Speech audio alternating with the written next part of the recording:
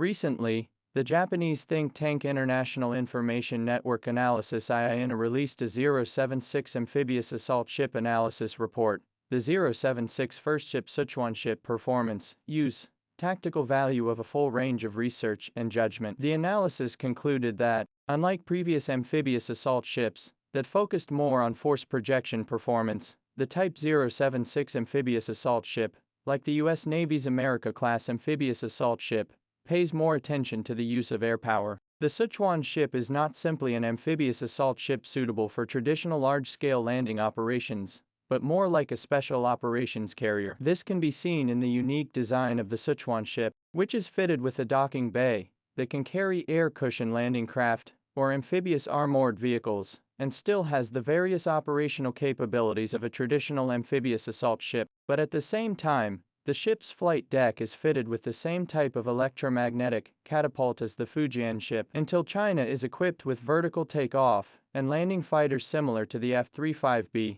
This design allows the PLA to operate fixed-wing carrier-based aircraft such as the J-15 and J-35 without relying on aircraft carriers, but instead relying on the Sichuan ships. Consider further that in amphibious landing operations, there is simply no need for amphibious assault ships to carry additional fixed-wing carrier aircraft of their own to bolster the fleet's naval air power. The design of the Sichuan ship to be able to carry fixed-wing aircraft proves that in the PLA's vision, the applicable scenario for the ship requires the Sichuan ship to shoulder the core of the fleet by itself, carrying amphibious landing forces and fixed-wing aircraft to perform missions. Plus, the Sichuan ship is also suspected of being able to carry fixed-wing drones into battle, dramatically enhancing the ship's airborne reconnaissance and strike capabilities from sea to land. This series of performance characteristics clearly beyond the traditional amphibious landing operations conceptual framework, so the Japanese side of the analysis that, although the 076 can also participate in the traditional large-scale amphibious landing operations, but compared to the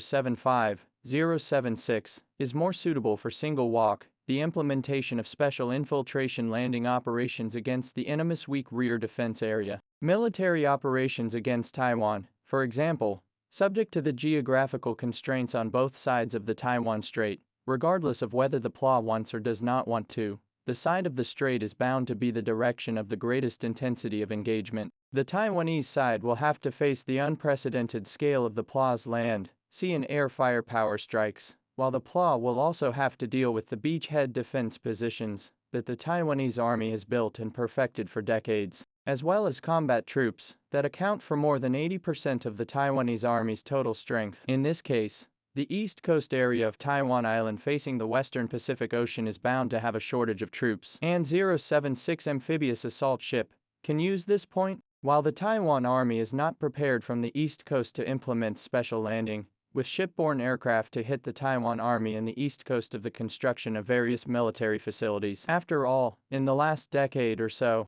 the Taiwan military top management is also well aware of the series of military achievements made by the PLA. They know very well that once the war starts, the Taiwanese army is simply not capable of stopping the PLA from landing, and in order to keep the Taiwanese army from being defeated, and to be able to hold out until the United States intervenes, the Taiwanese army also then relied on the Central Mountain Range and made a big effort to build a second line of construction on the east coast, building mountain bases to stockpile supplies so that the Taiwanese army can defend itself according to the mountains, delaying the pace of the PLA's attack after the landings. It can be said that in the strategic context of the very limited geographical depth of the island of Taiwan, these mountain bases are the only capital for the Taiwanese army to put up resistance. The appearance of the Sichuan ships will pose a great threat to this deployment of the Taiwanese army.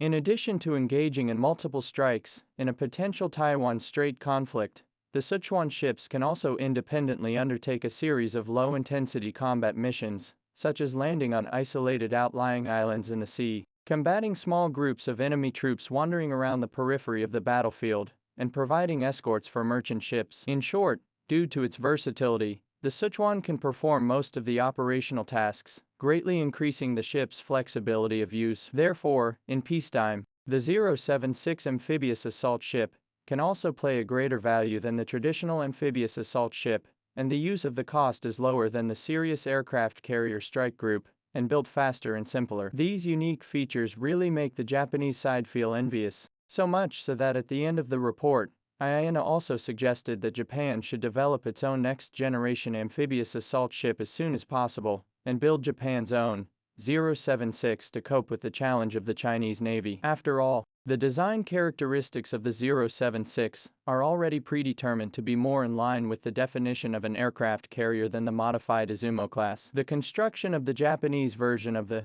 076 is clearly the optimal solution to achieve its aircraft carrier dream. The only problem is that, at this stage, although Japan has the world's top 3 shipbuilding industry, compared with the United States in the industrial chain has an inherent advantage. But shipbuilding, especially the creation of advanced large ships, is never only rely on the industry chain can be resolved, but also have the corresponding supporting systems technology. Only this, although today's Japan already has the ability to build can take off and land F-35B Izumo class, but want to build 076, they are still almost fire. A typical example is the electromagnetic catapult. At present this technology only the United States and China have advanced to the practical stage. Japan may have mastered the technical principles, but if you want to put into use, without the help of the United States, then also have to spend quite a lot of time to do. Therefore, the introduction of the United States of America's electromagnetic catapult technology has become the only choice.